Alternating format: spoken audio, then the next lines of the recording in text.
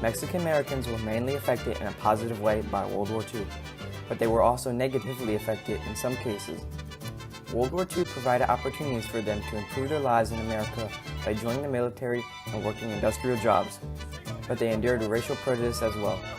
Before the war, Mexican Americans had been enduring many hardships, such as the Mexican repatriation.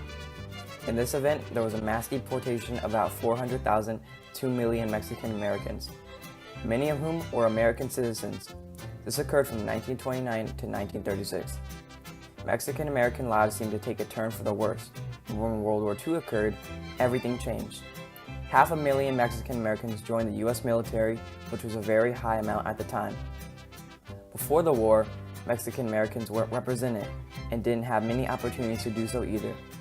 Volunteering to join the war actually showed they were American citizens willing to devote their lives to America. The war changed American views on them as well, supported in the quote, "This war has shown those across the tracks that we all share the same problems. It has shown them what the Mexican American will do, what responsibility he will take, and what leadership qualities he will demonstrate. After the struggle, the status of Mexican Americans will be different." By Manuel de la Raza. Mexican Americans had the greatest proportion of soldiers fighting in combat compared to all other ethnic groups. Because of this, Mexican Americans suffered a high amount of casualties. Some Mexican American soldiers even received combat awards such as the Congressional Medal of Honor, showing how many of them greatly impacted the war efforts. These people, along with the many who went unrecognized, had brilliant minds and physicality that was used on the battlefield. One group of American Marines who significantly contributed to the war was the Carlson Raiders, led by Mexican American P. Arias. They used close combat and guerrilla warfare tactics to fight Japan.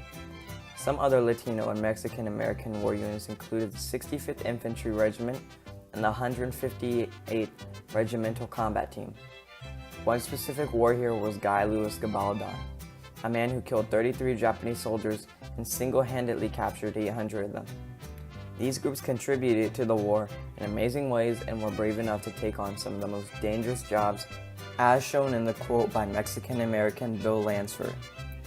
So you feel that Latino soldiers were a little more willing to take risks and volunteer for things. The Latinos, for whatever reason in general, seem to seek out the most dangerous jobs. Mexican Americans who didn't fight in the war still got many opportunities to improve their lives in America. When World War II began, there were labor shortages due to people being drafted into the military. As a result, thousands of male and female Mexican Americans got to leave their agricultural lives behind and have new jobs at industrial centers to work in the defense industry. Before the war, Mexican American discrimination didn't let them have high-paying jobs, so most of them were farmers. However, now they could earn more money and have a greater role in society. With barely any farm laborers, the United States needed to find new people to take over these jobs. They created the Bracero program, which recruited Mexican workers to do the agricultural labor. In return, the Mexicans were given housing, food, and wages.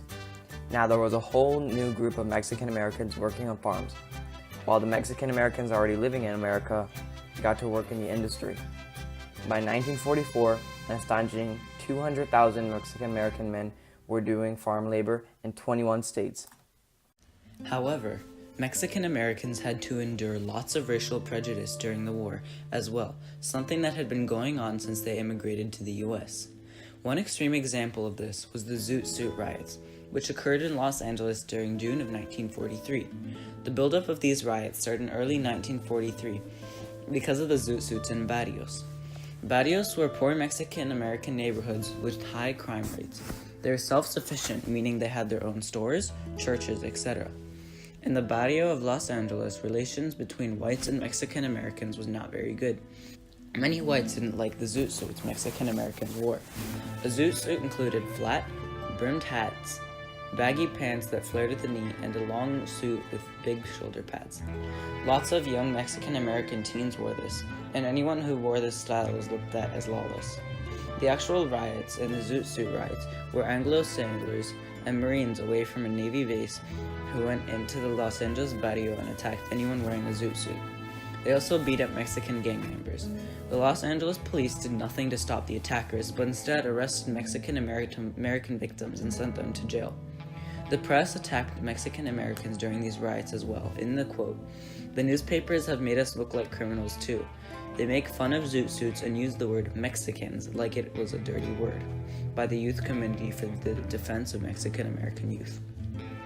Mexican Americans in the Southwest also faced the de facto discrimination, where they were excluded from jobs, public factories, and housing that only whites could live in.